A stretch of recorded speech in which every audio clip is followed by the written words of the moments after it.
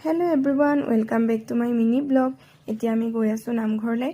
তাৰ আগতে ককাহঁতৰ ঘৰৰ পৰা নাৰিকল লবলৈ আহিলো আৰু ইয়া নাৰিকল চাওকচোন আৰু এফালে গাখীৰো লৈ যাম বুলি আহিলো যেহেতু আজি নামঘৰত পায়স খাম। আৰু এতিয়া আমি পাই গলো নামঘৰলৈ আৰু এয়া হৈছে আমাৰ নামঘৰটো আৰু এয়া চাওকচোন নাৰিকলটো ইমান ধুনীয়া।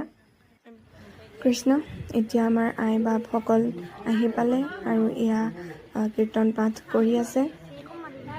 এইফালে আকৌ মই পাত ধোৱাত লাগি গ'লো যেহেতু পায়স খাম, পায়স খাবলৈ কাৰণে পাত লাগিব, তাৰ কাৰণে ধুই মেলি ৰেডি কৰি থৈ দিওঁ বুলি ভাবিলোঁ।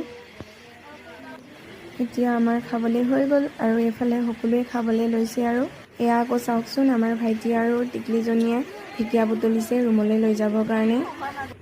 এইজনীয়ে এতিয়া আকৌ মোক গোলনেমু পাৰি দিছে দেই। তাই থকাৰ কাৰণে মোৰ বহুত হেল্প হৈ গৈছে। ৰুমলৈ লৈ যাবৰ কাৰণে গোলনেমু আমি এতিয়া পাৰি আছোঁ। তাই মোৰ পেহীৰ ছোৱালী, তাই গোগামুখৰ পৰা আহি আমাৰ ইয়াত আছে কেইদিনমান ফুৰিব আহিছে।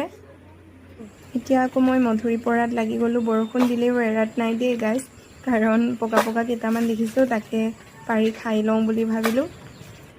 এতিয়া আকৌ মান ধনিয়া কেইটামানো লৈ লৈছোঁ ৰুমলৈ লৈ যাবৰ কাৰণে। আৰু এয়া চাওকচোন ৰুমলৈ লৈ যাবৰ কাৰণে বস্তুকেইটা ৰেডি কৰি ল'লোঁ। এয়া হৈছে আমাৰ শ্যাম কানু, সি কান্দি আছে, আমাৰ লগত যামগৈ বুলি ওলাই আছে সিও। এতিয়া আমি ৰুমলৈ যাবলৈ ওলালোঁ আৰু মোৰ ভিডিঅ'টো আজিলৈ ইমানেই আছিল। Bye bye guys.